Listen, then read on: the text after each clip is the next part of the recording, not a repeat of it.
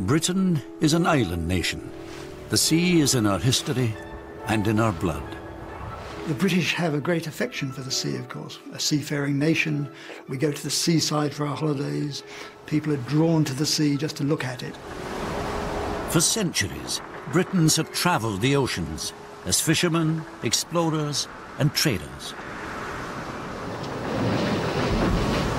This brought us into contact with seabirds, both on the high seas and around our coasts. Coastal communities establish deep relationships with these birds, living off their meat, their eggs, and a host of other vital commodities. Even in the middle of the 20th century, seabirds were still being exploited for food.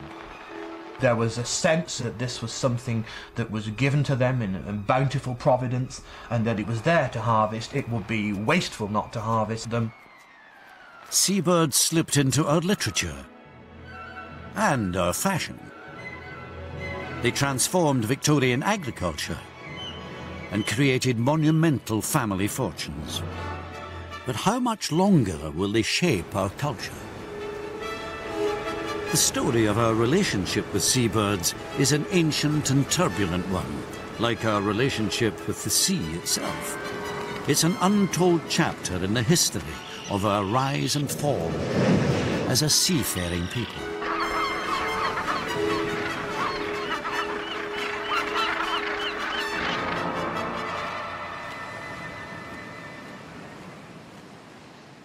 Of all our birds, seabirds are the most enigmatic, the most remote from our daily lives.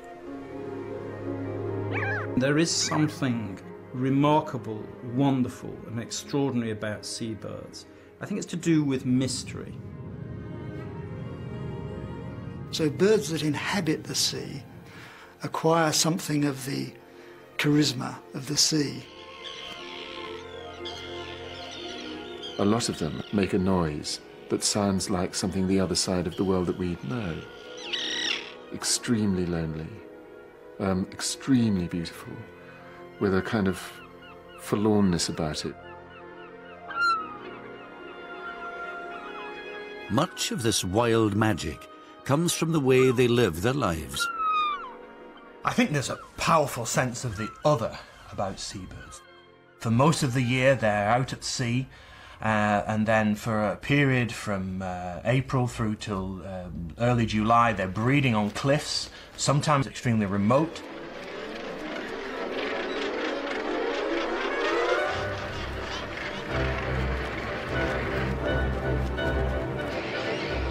Britain's 12,000 miles of coastline are one of the best environments for seabirds anywhere in the world. Because of the North Atlantic drift and the continental shelf and our rich seas, our seabirds are spectacular. This is really our sort of Serengeti.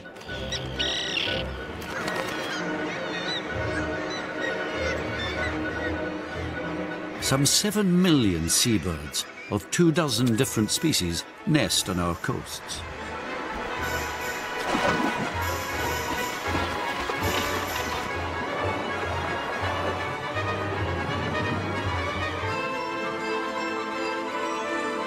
We do have these phenomenal seabird cities on our towering sea cliffs. They're bustling with activity. Marvellous smell comes wafting up the cliff, which bowls people over when they first come to the edge of the cliff. One can probably see 10 to 100,000 birds at every moment of the day, and it's kind of overwhelming abundance of life. And that's part of the British landscape.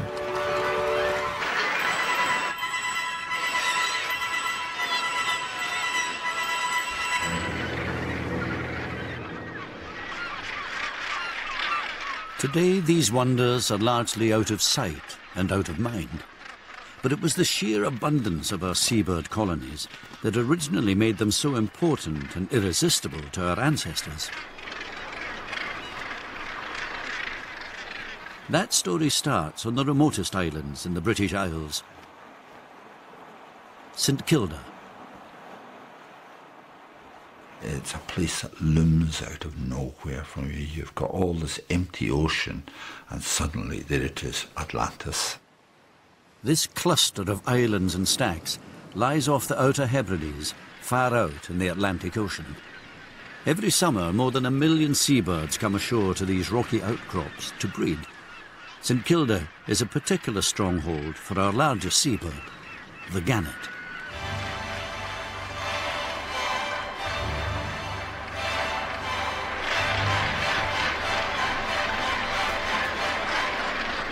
It could have been designed by an ancient Egyptian. It looks like an Egyptian god. It's just the most magnificent, beautiful, elegant bird. And in the air, it's a war machine. It has this incredible way of fishing, which is suddenly to dive vertically downwards and plunge into the sea for herring or mackerel. And once one goes in, and if there's a shoal of fish, then they all come piling in.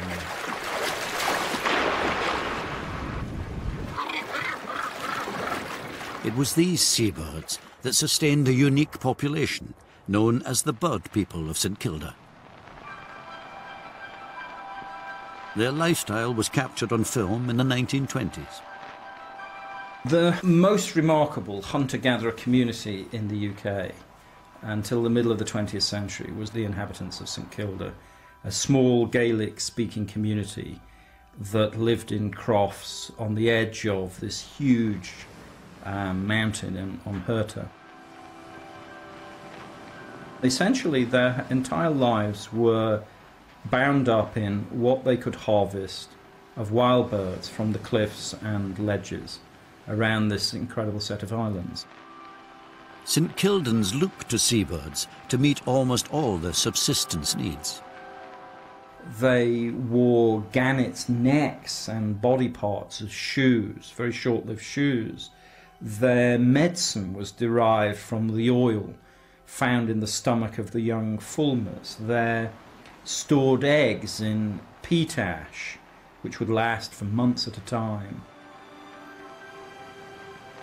And the St Kildans had to find ways to preserve the eggs and meat because the birds were only ashore for a few months each spring and summer. Islanders from Lewis were still using similar preserving techniques in the 1960s. They would take the corpses of these things and keep them in little stone bothies called cleats, and the wind would blow through and dry this meat to a type of biltong, and that would see them through the lean times until they could start harvesting the birds again in the spring. The meat of the young gannet, known as the guga, was a staple part of their simple diet. I would describe guga as almost the food of the gods. There's something wonderful about it. The only way to properly cook it is to boil it. You know, mainlanders would probably deplore the taste of the food. You know, that tastes like a piece of chamois leather dipped in oil. I think it tastes like, salt mackerel flavoured chicken. Although thousands of birds were killed each year, this had little or no effect on their populations because the islanders took only what they needed to survive. None of the species which they harvested, as far as we know, ever went extinct. In a curious way, they were custodians. They had a deep impulse to preserve the goose that laid the golden egg, and they did. Ultimately, the modern world encroached on St Kilda, undermining the hunter-gatherer tradition. The population declined due to disease and immigration. So in 1930, the surviving islanders decided to evacuate, abandoning St Kilda to the birds.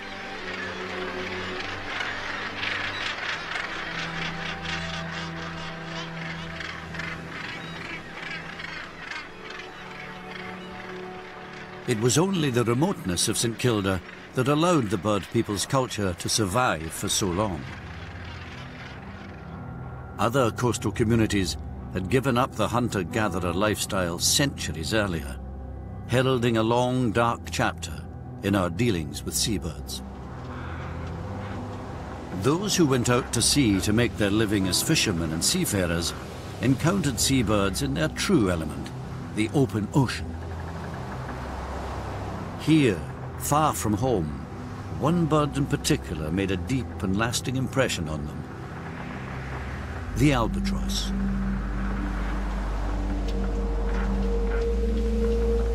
I think when you're sailing, when suddenly one of these magnificent birds with a 7-foot wingspan, an albatross, suddenly appears, and it appears out of the sky, and it doesn't move its wings.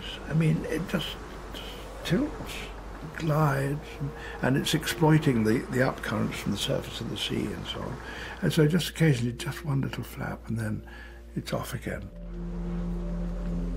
All those explorers that set off from Britain on sailing boats going around the world, in these vast areas where they saw nothing, suddenly this incredible bird appeared on their horizon and came up beside their boats and followed them through the storms. And they must have felt a real attachment, I think, to albatross, and would have come home and told about this bird that tracked the oceans with them.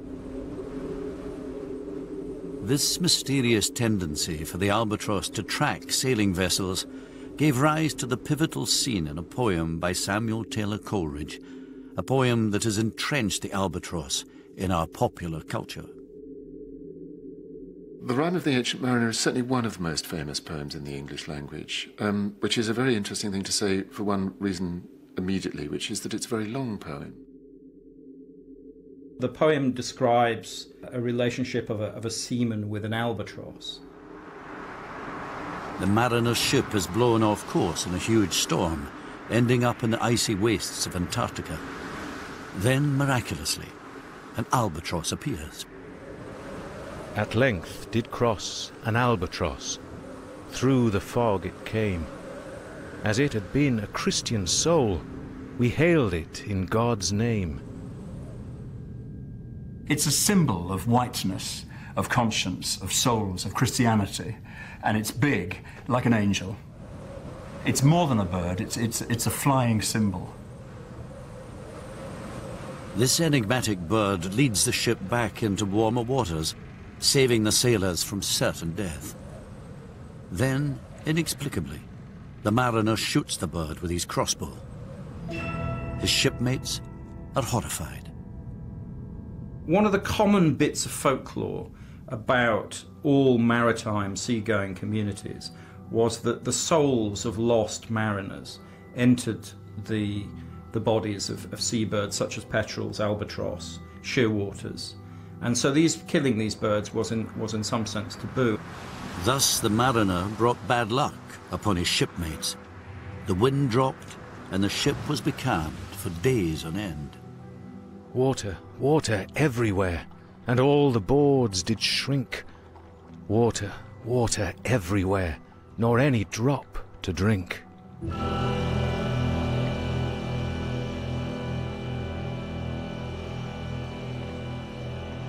It's about the needless nihilism of the mariner himself, who slays the albatross and brings disaster upon his boat and his crew, all of whom die except himself.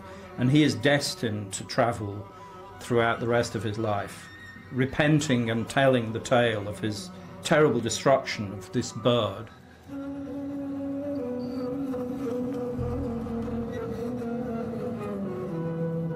The poem speaks to the casual destructiveness that would characterize our relationship with seabirds until the late 19th century.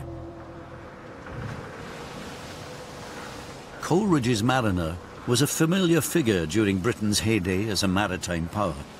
At its height, thousands of ships were traveling the trade routes of the North Atlantic. These mariners drove to extinction an extraordinary flightless bird, the great auk, Britain's equivalent of the dodo.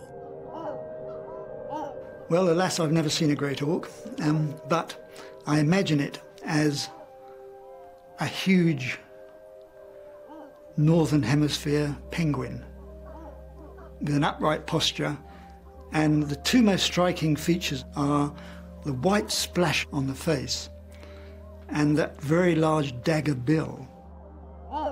It was the largest of the auk family. Puffins are auks, puffins, razorbills, guillemots, and it's really was a giant razorbill. The great auk bred across the North Atlantic in an arc of islands from Newfoundland to Iceland and Greenland and further south to Orkney and Shetland. It was perhaps at one stage one of the commonest birds that has ever lived on the planet. Common it may have been, but the great auk had one major disadvantage over other seabirds. They didn't need to fly, and through the years their wings became small, so that made them very vulnerable to predation by people.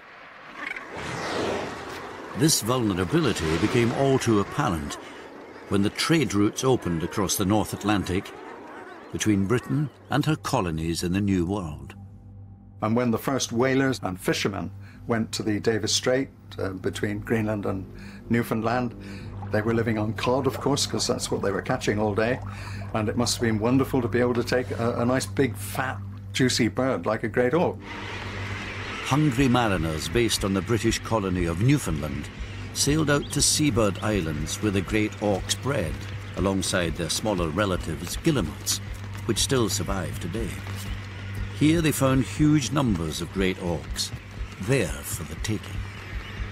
It was perfectly possible to put a sail down, get your men ashore, get them to drive the birds onto the sail and then just tip them into the boat and have people in the boat to club them, and then you could salt them, and that would keep you going for the rest of the time you were out there.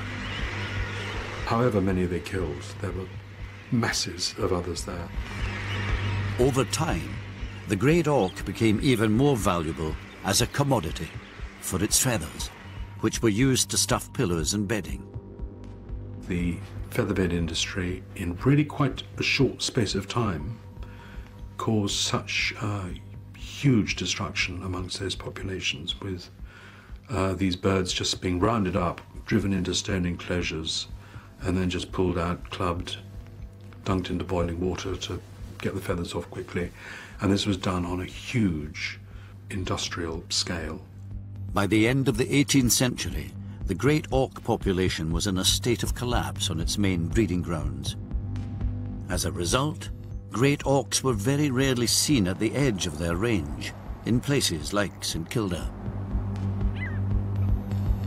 There is a horrifying account of 3 men in St Kilda who went out to a small island just off St Kilda. They came round a corner and saw this huge bird. Now, it was the last auk in Britain. And the St Kildans caught and captured it, believing, I think, they had never seen such a bird before, and they believed it to be a witch. And they decided, instead of eating it, to imprison it for a couple of days. And on about the 3rd day, lo and behold, a mighty storm arose. And the bird shrieked continuously.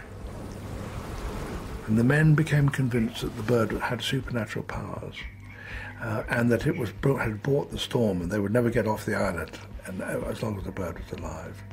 So they went out and bashed it, clubbed it to death. Such was the demise of Britain's last great auk, the only British bird to go extinct in historical times. And yet Victorian bird experts could not accept that this was really happening to a once abundant species. It is a measure of a kind of senseless abuse of the sea.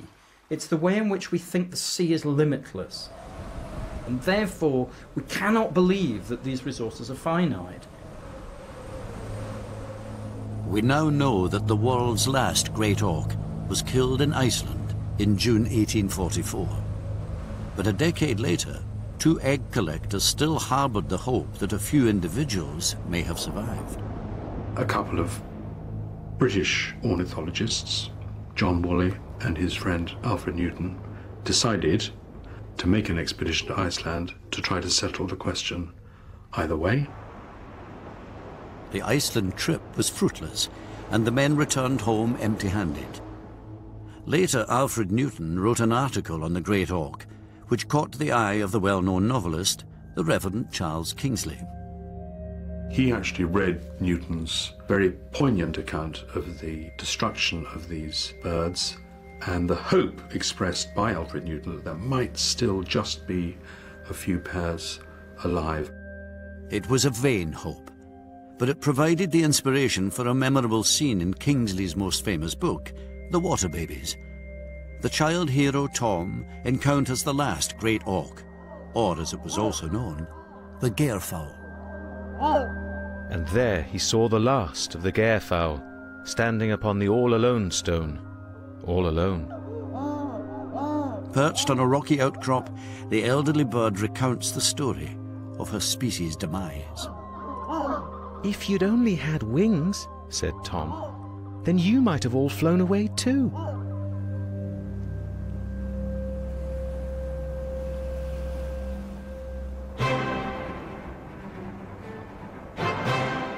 Kingsley was writing in the midst of an unprecedented population explosion. So to keep pace with demand for food, Britain's farmers needed to dramatically increase production. Remarkably, it was seabirds that would fuel this agricultural revolution. And at this point in the mid-19th century, there was a kind of fairly severe shortage of fertilizers. We just weren't kind of keeping enough cattle to kind of fertilize the land sufficiently just with dung. So you needed to try to find other sources. Whoever came up with a solution to the fertilizer shortage was going to make a fortune. That man was a merchant called William Gibbs.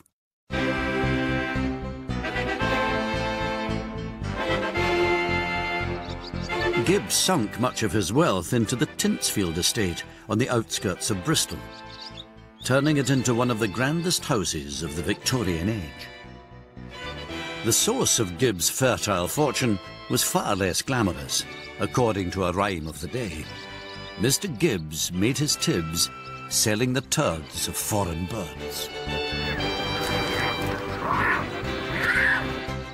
Tintsfield was built on a foundation of guano, the droppings of millions of seabirds. Of all the stories of abuse of a natural resource, guano is probably the most extreme.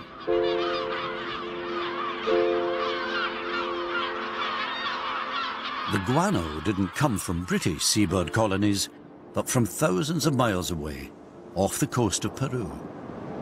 The particular feature of Peru was that the Humboldt Current coming up from the south, a very cold current with upwellings of cold water, and this supported a huge plankton population. That then supported a huge fish population, in particular anchovies. And the fish population then supported this absolutely gigantic bird population. And millions of birds just on the one island at any particular time. The main guano-producing birds were the Guanay cormorant and the brown pelican. Over centuries, their droppings had accumulated to extraordinary depths, forming mineral-rich mountains.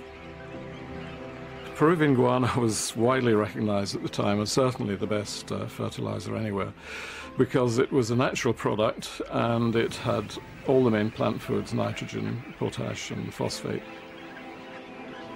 Gibbs had negotiated a deal with the Peruvian government, giving him a monopoly on the guano trade. But he still faced a problem: how to get the stuff back to Britain. In many respects, it actually was a quite extraordinary thing to do. I mean, you were taking guano literally from the other side of the world. A very dangerous and difficult voyage around some of the stormiest seas in the world, Cape Horn, of course, and then right across the Atlantic. Once the guano arrived in Britain, Gibbs sold it in vast quantities to farmers desperate for an efficient fertilizer.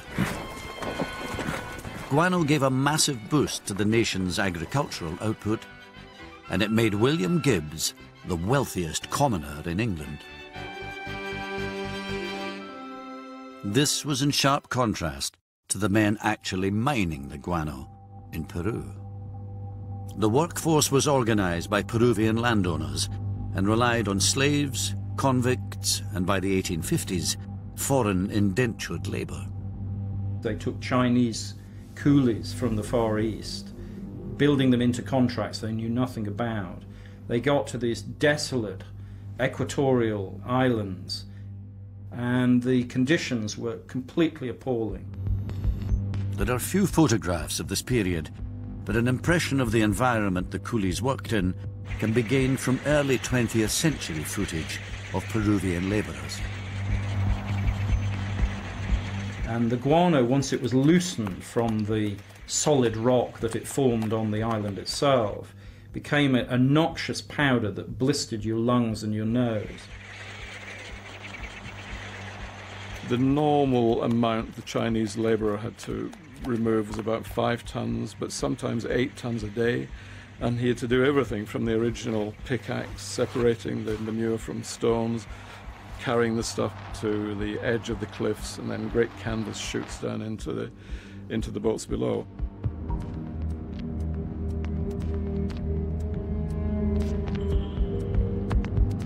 Given the lack of regard for the human labourers, it's not surprising that there was no concern at all for the birds producing the guano. Their nest sites were destroyed by the mining, and they were subject to continual disturbance. The birds disappear from the islands. The whole question of conservation, of holding on to the bird population, didn't really come until the 20th century. They were typical of the boom-bust pattern of maritime harvests. It was one of the most grotesque dashes for growth, regardless of the consequences, that there's ever been. The wanton destruction to man and bird in South America went largely unnoticed back in Britain.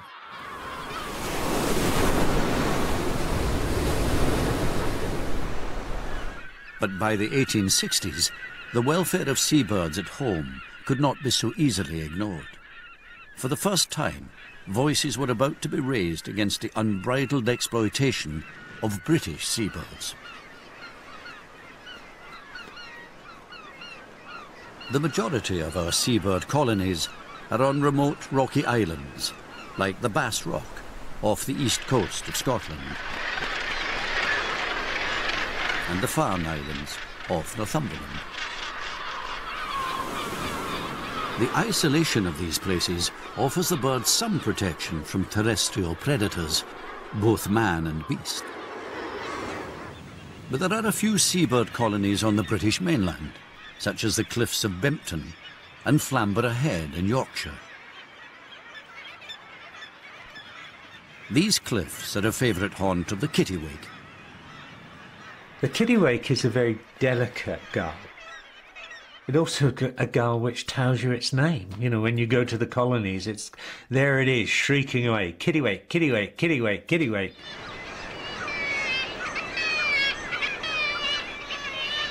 It has these wings that are black-ended, as though they've been dipped in black ink.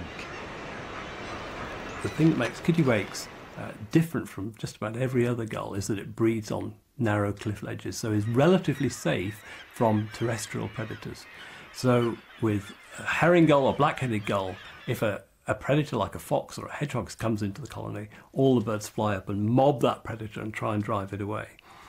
Kittiwakes, on their little narrow cliff ledge, never do that mobbing behaviour because there's no value in it. This tendency to sit tight made kittiwakes very vulnerable to human hunters. At Bempton and Flamborough Head, local people had always harvested the seabirds for food. But by the Victorian period, this had escalated into an intensive commercial use of birds, their eggs, and in the case of kittiwakes, their plumage.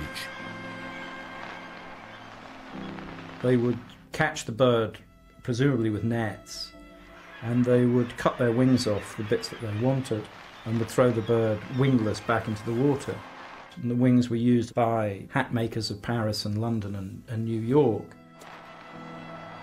People that were harvesting the seabirds at Flamborough at that time were doing it for profit.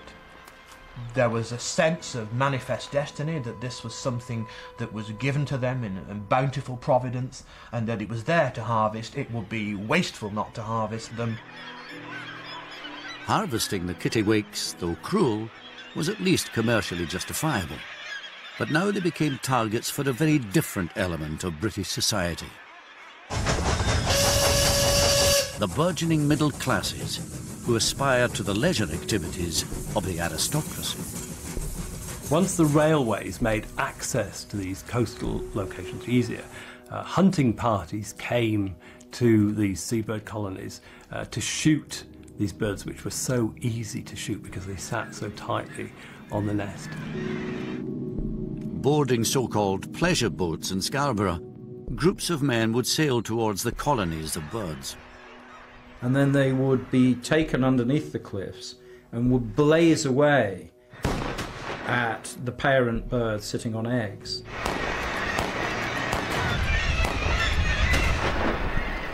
Killing as many as they could, because the size of the bag was presumably the measure of the success of the sport. And it was having a devastating effect on breeding numbers. But the activities of these shooting parties didn't go unnoticed.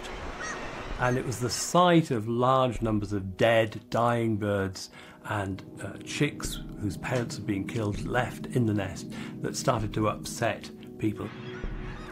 One person who took exception to this slaughter was the ornithologist Alfred Newton, the same man who 13 years earlier had searched unsuccessfully for the last great auk. By the late 1860s, Alfred Newton was Professor of Comparative Anatomy at Cambridge. He'd realised what had happened to the great auk a generation earlier. He saw that there was a danger of it happening again. To publicise his concerns, in 1868 he made a calculatedly emotional speech to the British Society for the Advancement of Science. At the present time, I believe there is no class of animals so cruelly persecuted as the seafowl. That a stop should be put to this wanton and atrocious destruction of a species, I think none of my audience will deny. Just as Newton had hoped, his sensational speech was picked up by the press and widely reported. And for the first time, the issue touched a nerve with the British public. There was a sense developing that this slaughter on the cliffs was somehow to Yorkshire's shame. And a combination of local landowners and MPs and members of the clergy got together and in 1868 formed an association for the protection of seabirds. As a result of their work, a bill for the preservation of seabirds was presented to Parliament the following year. And they came up with fascinating strategy. And it is based on utilitarianism in a way. This idea that the birds were useful. They did two things. When the fishermen of Bridlington were coming home on the foggy days and they couldn't see the cliffs, the cries of the seabirds alerted them to the presence of the cliffs. Their birds were, in other words, the Flamborough pilots. And the second argument was that the seabirds flew inland and harvested pests on agricultural land. And those two arguments carried the day. The Seabirds Preservation Act came into law in June 1869, the very first Act of Parliament protecting British birds. This marked a turning point in the history of our relationship with seabirds. By the late Victorian era, a new sensibility towards birds and other wildlife was beginning to emerge. We had finally begun to appreciate birds not just for how we could exploit them, but for their beauty and for our delight in them.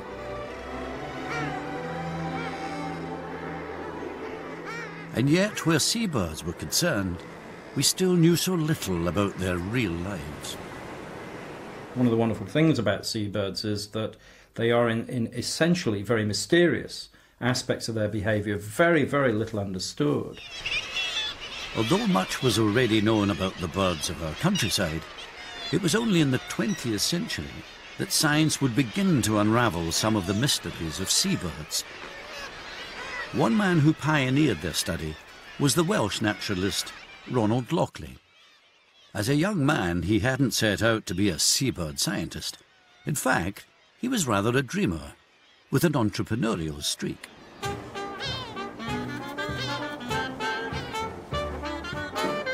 In 1926, Lochley took a lease on an uninhabited island called Skocum, off the southwest coast of Wales. When Lochley turned up on Skocum, his initial plan was to make a lot of money. And he wanted to do this by breeding giant chinchilla rabbits, which are a sort of giant, fluffy, big version of a wild rabbit. Unfortunately, there was an indigenous rabbit population eating the grass required by his chinchillas. He tried to exterminate all the rabbits on Skocum and failed. He tried all sorts of ways. In fact, he tried cyanide gas, and it's all quite a grim story. His experiment in trying to do this failed completely because the market for rabbit skins for fashion completely crashed during the Depression. But Lochley's interest in seabirds was directly born out of this failure. While trying to trap the indigenous rabbits in their warrens, he kept catching a strange burrow-nesting bird instead, the Manx shearwater. Well, the Manx shearwater is like a tiny albatross. It's a true seabird spending most of its life on the sea.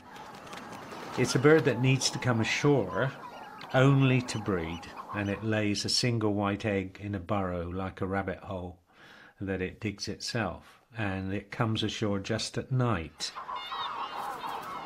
Under the cover of darkness, these ungainly creatures feed their young, calling to each other all the while. When he first heard this strange cacophony, it took Lochley by surprise.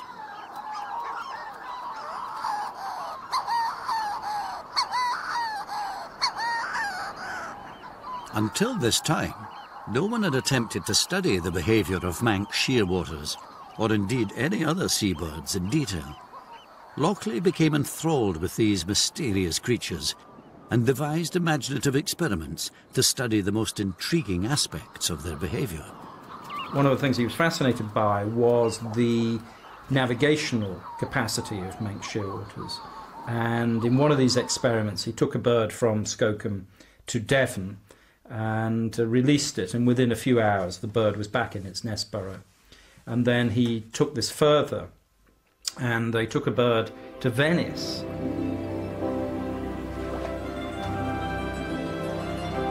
And it was about a 900-kilometre journey over land. But of course a seabird, such as a Manx shearwater, it would almost certainly have taken a sea route, which was a hugely circuitous route through the Straits of Gibraltar, and then up through the Atlantic. And I think it took 17 days and was a journey of something in the region of 4,000 kilometres.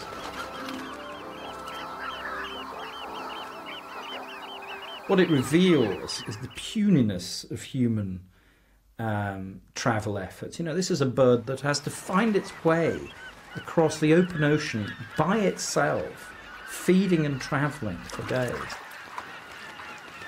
I think that's what captivates us in part about seabirds in general, is their way in which they treat the open ocean, this featureless landscape, as home. Ronald Lochley's legacy goes beyond his discoveries about shearwaters. On Skocum, he also created the UK's first bird observatory in 1933. But he had to leave his island paradise after the outbreak of the Second World War, when it was commandeered by the armed forces. The sea blockade and food shortages of wartime meant that despite protection laws, seabirds were back on the menu for the first time in a generation. Shags were eaten in the war, and cormorants were eaten in the war. In fact, most birds would have been eaten in the wartime. They shot shags on Ferrol, and they sent them to London for food, but instead of calling them shags, they called them black ducks. So by the end of the war, shags were very scarce, and as soon as they saw a boat, they were in flight. But this use of seabirds for meat was short-lived. In the post-war period, our contact with ocean-going seabirds would diminish. Gradually, Britain's maritime power waned, and fewer people made their living at sea. The end of the war also brought a scientist to Britain who would demystify our commonest seabirds, Nico Tinbergen. Tinbergen is one of the great pioneers of animal behaviour studies in the field. He saw that the kinds of experiments that had been going on, which involved looking at animals in cages and in captivity, was pretty pointless, because he thought that animals in captivity wouldn't display the kind of behaviours that they would in the wild. So what he did was take animal behaviour studies out into the field, and it was a very groundbreaking thing to have done. For this kind of work, it is not enough to pay occasional visits to the birds. We must live with our animals, literally day and night. Tinbergen grew up in the Netherlands, where as a teenager he became interested in nature study. But his career as a zoologist was interrupted by Nazi occupation of his homeland, and he was imprisoned in a concentration camp for his political views. This experience was to shape his later research. Having been kept in a prison left its mark on him, because he was so passionate about getting out onto the cliff tops, getting away from his Oxford laboratories and getting out into the field. Leaving the dark memories of the Netherlands behind, Tinbergen moved to England after the war. And he came to Oxford and set up an animal behaviour study group here. I was lucky to be one of the first members of that group. Gulls became the major focus of his study group at Oxford. One of Nico's principles in studying birds was to always go for the most common birds. The more common and populous a bird is, the easier it is to study. And he loved gulls because they were common. Tinbergen's research on gulls was popularised through a best-selling book, The Herring Gull's World, and a successful TV film made with broadcaster Hugh Falkers. The beginning of it is great. He starts off with shaking his fist at the camera and scowling to show that aggression, there are signals of aggression which, everyone understands. When I do this, you know at once what I mean. The angry face, the clenched fist, convey a mood of aggression. It's a simple form of communication. It's about a gull colony and how gull colonies are always just at the edge of chaos and aggression. There's murder, there are chicks being eaten, it's just a complete disaster zone in all sorts of ways. This is a great bird city. This is a city of thieves and murderers. They are all potential killers and eaters of their neighbours' chicks. But social life in Bird City is made possible by a highly complex system of communication. A language comprising posture, movement, colour and sound. He showed that there were very, very precise patterns of behaviour and signals which gulls knew and understood, which basically kept the colony from tipping into total chaos. And I think if you look at the way in which this is presented in the programme, it's very clear that Tinbergen himself was very worried about the way that humans were going, and he thought that in the future, overpopulation, crowding, it was all kind of a bit like a gull colony. We're all going to this would be a disaster for us. So he saw this as being a kind of lesson for humanity and how to negotiate these primal instincts. By the late 60s, the way we thought about the natural world was changing. Tinbergen's work reflected the ecological anxieties of the era, as well as revealing the habits of seabirds to the viewing public.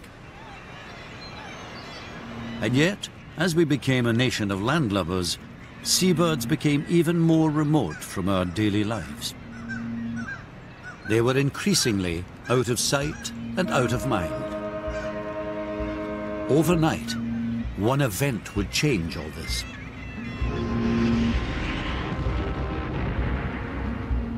If there was one moment in our history when seabirds truly invaded the national consciousness, it was the Torrey Canyon disaster of March 1967 off the end of Land's End. Saturday, March the 18th, breakfast time, and the Torrey Canyon, a giant tanker on charter to British Petroleum, goes aground on the treacherous Seven Stone Rocks between the Isles of Scilly and Land's End. On board, 120,000 tons of crude oil. The Torrey Canyon was the 13th largest ship in the world, and she was rushing to get the tide at Milford Haven, and Captain Ruggieri decided against all established thinking, which was to go round to the west of the Isles of Scilly and swing round then into the Bristol Channel, instead to cut the gap between the Scillies and Land's End. And overnight he managed to run aground this enormous ship on the Seven Stones Reef. And the next morning the people of Britain woke up to the first ever massive environmental catastrophe on their coastline. At once, oil began to spew from her. In no time, there was an ominous slick of oil 8 miles long. As the ship lay there, straddled on the The Torrey Canyon was the first environmental disaster to unfold in the television era. Perhaps the most powerful images of the Torrey Canyon disaster were not what we might have expected. It wasn't the broken ship lying on the Seven Stones Reef. The most powerful images were seabirds covered in oil that were being washed up on Cornish beaches. These were pitiful images that said an awful lot to us about our mastery and domination over the natural world. They certainly were emotive, and people reacted to them. The seabird centres in the Cornwall were inundated with boxload after boxload of sadly doomed to die seabirds. Chief Inspector Gardner, you've got a lot of birds here. You haven't collected them all yourself. One man on the front line was Tony Soper, a young broadcaster and naturalist. We had no idea how much damage this was likely to cause. But in West Cornwall they had a big problem with guillemots, especially guillemots, razorbills, shags and so on. And any number of outfits were trying to clean these things up. People were setting up rescue stations right, left and centre, especially hairdressing salons, because of course they had the showers, the little showers for doing people's hair. And they were putting detergent on these birds, which of course got the oil off very effectively, but left them without any grease and they couldn't fly. So an awful lot of birds were put back in the sea, totally unable to manage. A disaster on this scale required decisive action from the government, and the Prime Minister, Harold Wilson, waded in. He, of course, was viewing this not only as our national leader, but also somebody who was intimately involved with the Isles of Scilly. He'd holidayed there since the 1950s. It was his own personal paradise. In an effort to spare the beaches and the seabird colonies from the oil, Wilson's government made the controversial decision to bomb the stricken vessel. Hundreds of bombs and even napalm were used to ignite the fuel in the hull in the hope that it would all burn off. Harold Wilson went to the top of St Martin's, one of the islands on the Scillies, and stood there with the people of the Isles of Scilly and watched the Buccaneer aircraft come roaring in and dropping incendiary bombs on this vast supertanker. But even after the ship was sunk, large quantities of oil made its way to the shore, and a clean-up effort was required.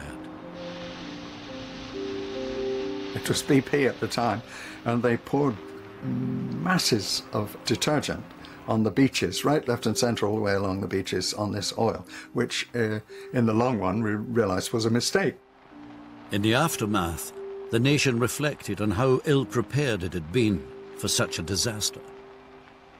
There was a powerful realisation in government that there was no overarching administrative body to deal with an environmental disaster like this in Britain. The ensuing Royal Commission on Pollution eventually led to important changes in government. And in a way, the Torrey Canyon disaster of 1967 led to the first ever Department of the Environment within government anywhere in the world, here in Britain. For a few weeks in 1967, environmental disaster propelled seabirds into our national consciousness. Soon afterwards, scientists launched the first seabird census to take stock of Britain's breeding colonies.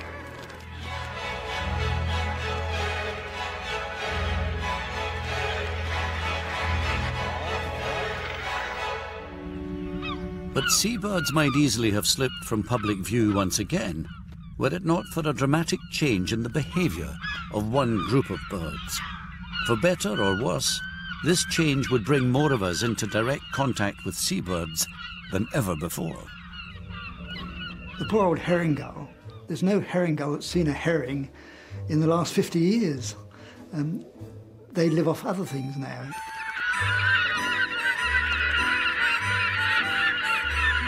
Most people encounter seabirds today because of some shock horror about gulls eating the flake from your Mr. Softy ice cream in a city centre.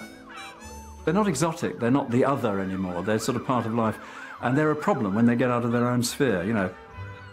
Keep to the ocean, you're all right there, but don't invade my other territory.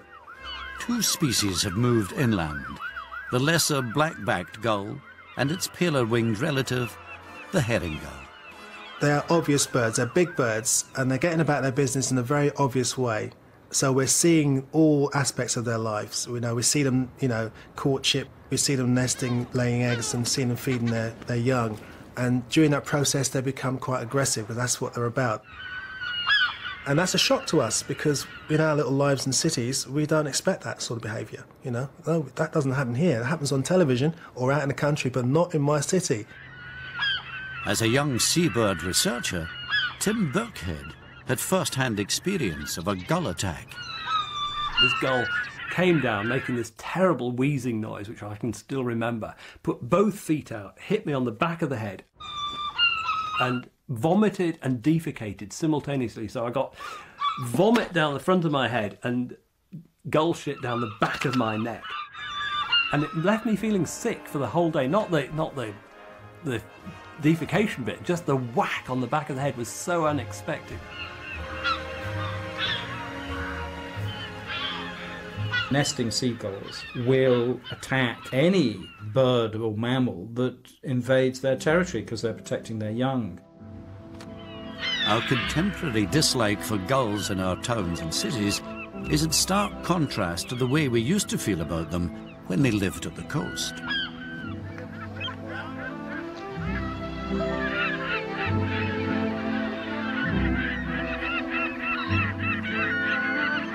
So you think of the opening signature music to Desert Island Discs, and the wailing of gulls is the soundtrack of the sea. So, the child with their bucket and spade, the sound of seagulls in the background. It's part of a kind of repertoire of recreational holiday life in Britain.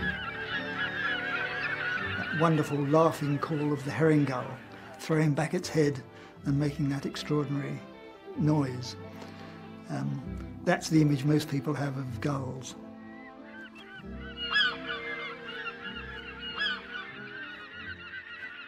Or at least it used to be. Ironically, our efforts to solve a major pollution problem inadvertently created the conditions that would encourage gulls to settle inland. The Great Smog of 1952 killed many thousands of people. The government's response was the 1956 Clean Air Act, which, amongst other things, prevented the burning of household waste. So in the following decades, ever-increasing quantities of rubbish were hauled off to landfill sites, providing a bonanza for the gulls. We've got massive landfill sites on the edges of our cities, which is a great food source for them, and they've just come along and they've taken advantage of that. They are victims of our excess. Gulls are the most adaptable of all seabirds, with extraordinarily Catholic tastes. But their scavenging behaviour doesn't endear them to us. The gulls are exploiting as a food supply human waste, to which we ourselves feel some feelings of disgust. They became, in a sense, a kind of metaphor for human waste, and I think that's part of why they attracted so much hostility. Gull populations in some British cities have grown to the point where they are now considered vermin. And yet, we only see part of the picture. We have a sense of gulls being ubiquitous and commonplace, but in fact, one of the most frequent nesters on people's roofs has declined substantially, up to 50%. Half of all herring gulls have gone in about the last 50 years. This is because the original coastal colonies of herring gulls have collapsed due to a lack of food. Fishermen no longer lay out their catches on the harbour side. nor gut fish at sea. Overfishing has also reduced the gull's food supply. Herring gulls have survived until now because they are truly exceptional. They've adapted from being seabirds into urban birds. But other species of seabirds may not be so lucky. We are not managing the marine resources in Britain well, or Europe, and the seabirds show us that. Sadly for us, our best-loved seabird is one of the species now in decline.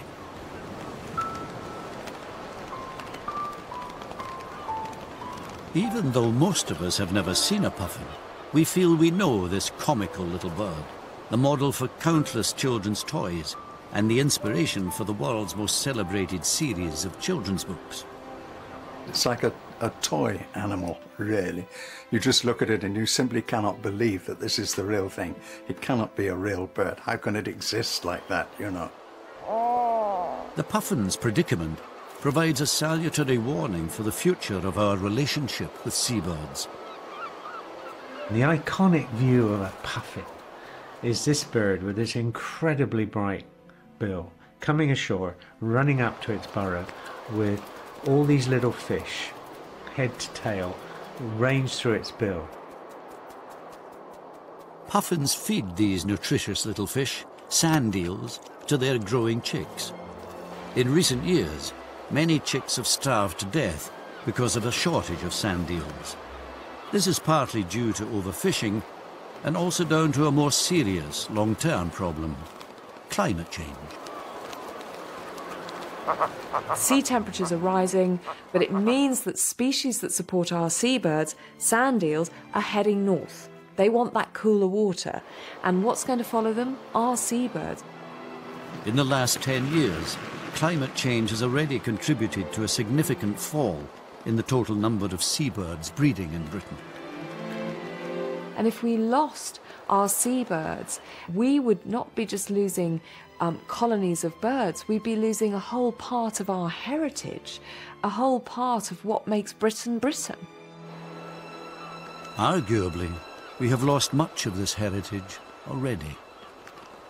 As our dependence on seabirds gradually diminished, we developed a deeper aesthetic appreciation of them. But at the same time, their cultural relevance to us began to recede. We may have protected seabirds and learned more about them, but now our mismanagement of the seas threatens their very future. So today, they float in our peripheral vision as ghostly reminders of the seafaring people we once were.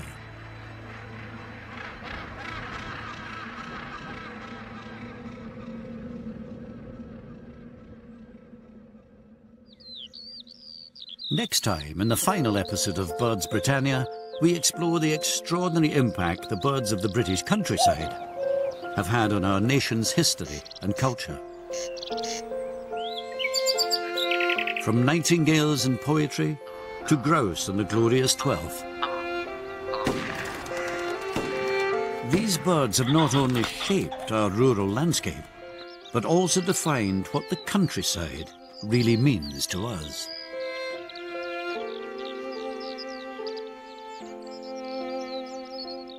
And Birds Britannia concludes next Wednesday at 9 with the Countryside Birds. Coming up next this evening, brand new drama as we head to New York for another date with the Mad Men.